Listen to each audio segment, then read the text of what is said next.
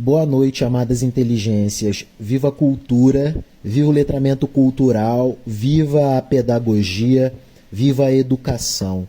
Que Deus nos ilumine a palavra, pois precisamos de desenvolvimento. Vamos lá.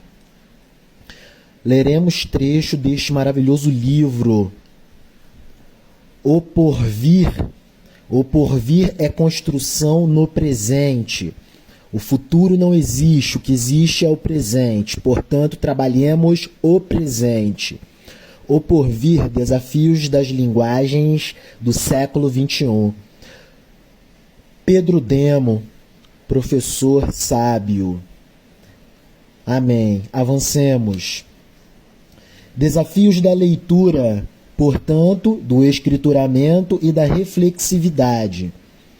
O distanciamento da escola frente ao desafio da leitura é um exemplo já fartamente estudado atualmente. A introdução da polêmica sobre letramento ou alfabetismo é indicativa dessa preocupação. Embora tal discussão detenha certo laivo modista, importada de fora, e contorcionista, sempre por demais inconclusa. É uma conversa que se perde com futilidades, portanto, não é prática. Avancemos, vamos para o que importa.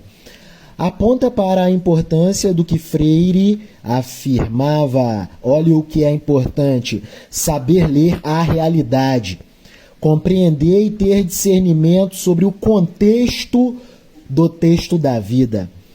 O que se aprende na escola precisa ser significativo para a vida.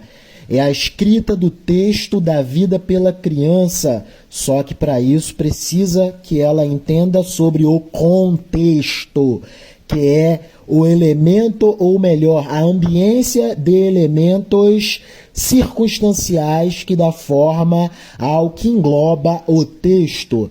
Ler o mundo para dar conta do mundo, eis o grande desafio. O problema continua, porém, encardido. Primeiro, nem sequer a alfabetização tradicional se cumpre. Conforme dados do Sistema Nacional de Avaliação da Educação Básica, SAEB, cerca de 20% dos alunos na quarta série do ensino fundamental em língua portuguesa, amém, é confirmação divina de que este assunto é de Deus.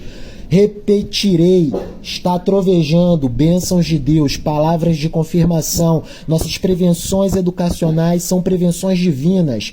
Repitamos, conforme dados do Sistema Nacional de Avaliação da Educação Básica, SAEB, cerca de 20% dos alunos na quarta série do ensino fundamental em língua portuguesa em 2003 não sabiam praticamente nada, estavam no estágio muito crítico, subindo essa cifra para 30% no Nordeste.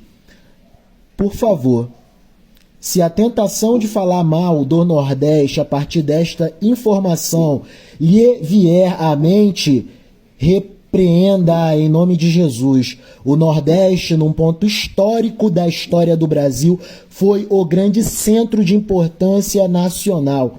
Por uma decisão política, tempos mais tarde, a industrialização do Brasil se concentra no eixo do Sudeste. Desenvolver o Sudeste em detrimento do restante do país foi uma decisão política que aconteceu no curso do desenvolvimento da história do Brasil. O Nordeste foi quem mais padeceu, principalmente no período da ditadura militar. Estude um pouco história antes de trazer juízos valorativos equivocados sobre o acontecimento da realidade. Avancemos. Apenas 3% dos alunos na oitava série tiveram um desempenho adequado em matemática. Olha o imbróglio de confusões. Tais dados, ainda que devam ser tomados com devida cautela, insinuam que não resolvemos sequer a primeira série do ensino fundamental. Esse baixo rendimento não pode ser debitado apenas à escola. aos seus professores, a funcionários e diretores, porque é resultado de um imbróglio imenso. Olha a confusão. Antes de culparmos a escola, temos de entender que a escola faz parte e é elemento de um contexto maior, de uma política educacional que é administrada por uma política econômica que sempre pugna por taxa de juros altas em detrimento do investimento educacional. O Brasil há 40 anos pratica taxa de juros absurdamente altas. Isso faz com que a economia encolha e o Estado perca a arrecadação tributária, o que atinge diretamente o financiamento das políticas educacionais. Padecem sempre os mais pobres.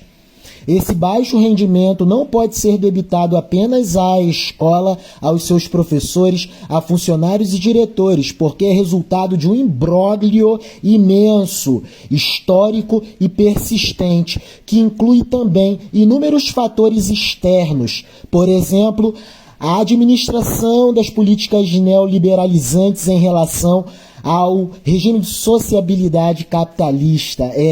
O nosso capitalismo administrado pelas políticas neoliberais que pugna sempre por políticas de taxa de juros altas, de modo que o setor financeiro da economia se hipertrofie e se fortaleça em detrimento e à custa da produção. Então perdem sempre os mais pobres. É trágico. Pobreza das famílias, marginalização de grandes contingentes da população e a famigerada corrupção, sobre os quais a escola não tem influência.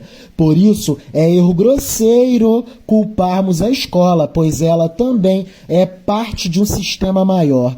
Mesmo assim, parece-nos claro que a precariedade da alfabetização inicial localiza-se nessa própria instituição que visivelmente não sabe alfabetizar. Por quê?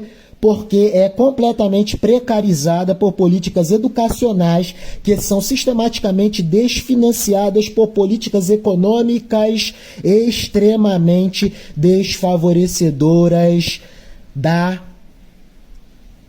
É isso mesmo, É um ciclo de destruição que se retroalimenta. Taxa de juros caríssimas e altas que desfinancia o Estado e quem perde sempre são os mais pobres, porque são os beneficiários das políticas educacionais públicas. Portanto, amados amigos, vamos compreender que a escola é elemento dentro de um contexto muito maior. É a política econômica do Estado. É isso. Precisamos entender sobre economia para compreendermos o que efetivamente precariza as nossas vidas, né? Aquilo que efetivamente precariza a nossa existência, principalmente no Brasil, que é um país em que há 40 anos vem se desindustrializando, e isso atinge diretamente a educação e o planejamento urbano, por conseguinte. Por quê? Porque a desindustrialização desfinancia as políticas públicas. É o Estado que perde a arrecadação, porque o seu setor mais nobre da sua estrutura e arquitetura econômica perde potência. É a indústria que se desfinancia, é a economia que se desindustrializa, e é cada vez menos arrecadação de impostos e cada vez mais perda de potência de um Estado que cada vez mais desfinancia as suas políticas educacionais. Vamos compreender a escola e a educação como elemento dentro de um contexto maior. Vamos compreender sobre o funcionamento sistêmico da economia da nossa sociedade brasileira. Que Deus Pai nos abençoe e que Deus Mãe, Ave Maria, nos proteja cada vez mais. Os tempos são tenebrosos, mas com muita fé em Deus alcançaremos paz e discernimento. Papai do céu nos abençoe sempre, sempre, sempre mais. Deus no comando, e é isso. Se você gostou, por favor, comente, dê-nos seu feedback e dê o ok. Precisamos fomentar o letramento cultural, pois precisamos expandir o mercado consumidor de cultura no Brasil. É isso.